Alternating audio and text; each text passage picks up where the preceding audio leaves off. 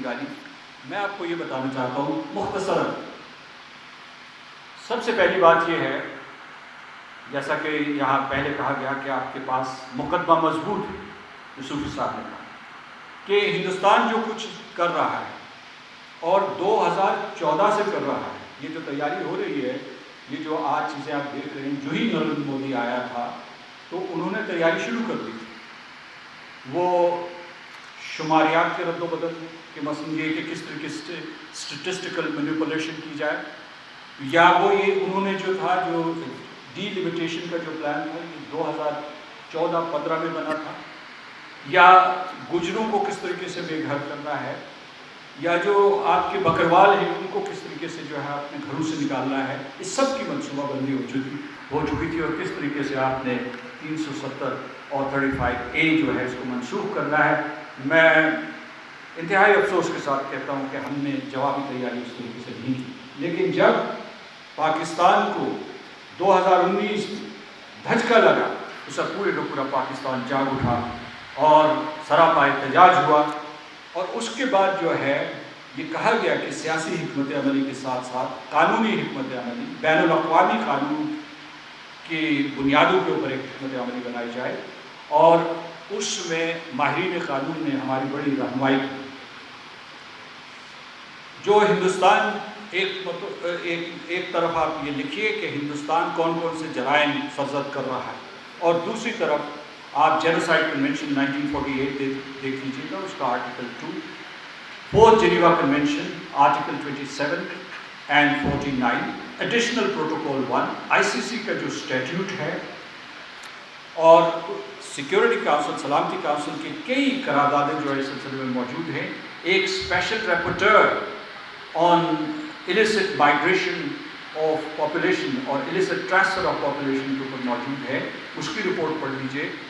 اور اس کے بعد جو ہے جو ویسے جو کیس لا ہے وہ سارے کا سارا دیکھ لیجئے.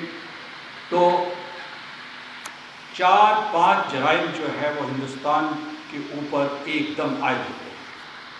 پہلا جرم ہے انسانیت کے خلاف جرائم، دوسرا ہے نسل کشی جسے آپ کہیں گے جینوسائڈ، تیسرا ہے نسلی تطہیر، ایتھنک کلینزنگ، اور آخری ہے جنگی جرائم، war crimes.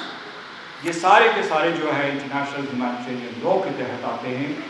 International humanitarian law میں اگر آپ متحارب بھی ہوں، آپ کسی ہم پلہ قوت کے ساتھ جنگ آزما ہوں، اس کے آمنے سامنے ہوں، تو اس وقت بھی جو ہے ہیومینیٹیرین پرنسپلز کا خیال رکھنا پڑتا ہے، جس میں سے ایک ہے ڈسٹنکشن، کہ امتیاز کا خیال رکھنا پڑتا ہے. آپ کو دیکھنا پڑتا ہے کہ کون متحارب ہے، کون غیر متحارب ہے. آپ کو پروپورشن، تناسب کا خیال رکھنا پڑتا ہے، دا پرنسپل آف پروپورشنیلٹی.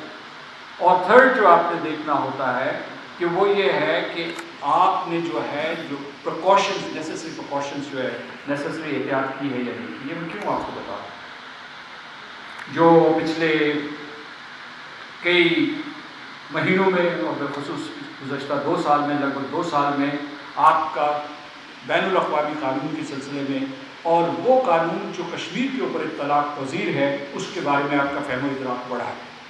اب جو نیکسٹ کویسچن ہے، میں سمجھتا ہوں کہ اس سلسلے میں ایک چیپٹر جو ہے جسٹس چوہان صاحب نے اس رپورٹ میں بھی لکھا ہوا ہے. میری رحمان نظر صاحب سے، فیصل مشتاق صاحب سے یہ درخواست ہوگی کہ ایک خاص والیوم اس کے اوپر کیا جائے کہ ہم نے تیاری کر لی، کپڑے پہن لیے، گاؤن بھی پہن لیا، ہمارے پاس سارے کے سارے دلائل موجود ہیں، اور جو ہے ہم ہندوستان کے تمام جرائم کی فہرست بھی مرتب کر چکے. اب یہ ہے کہ ہم نے جانا کہاں ہے. تو اس سلسلے میں آپ کو بتا رہا ہوں کہ اس میں جو 5-6 فورمز ہیں، میں اس کے آپ کو بتاتا ہوں. ایک جو ہے سب سے پہلا فورم جو ہے ICJ، وہ بین الریاستی ہوتا ہے، ریاستوں کے درمیان ہوتا ہے، اور اس کے لیے بعض اوقات جو ہے بہت کم ہوتا ہے، لیکن یہ کہ عام شہری بھی جا سکتے ہیں اگر ریاستیں مجبور ہیں.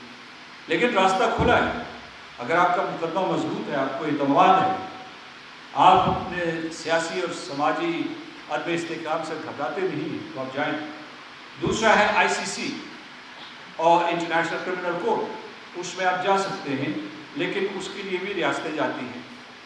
ایسی ایک جو ہے نظیر موجود ہے، پریسیڈنٹ موجود ہے کہ جو عام شہری ہیں وہ گئے ہیں آئی سی سی میں، اور جو گیمبیا ہے، گیمبیا جو ہے وہ میانمار کا مقدمہ لے کے جا رہا ہے، ایک تیسری ریاست لے کے گئی تھی آئی سی سی کا مقدمہ۔ میں آزاد کے لیے تھوڑی دیر کے لیے رکتا ہوں اور آپ سے وعدہ کرتا ہوں کہ اس کے بعد جب بولوں میں مختصر بولوں۔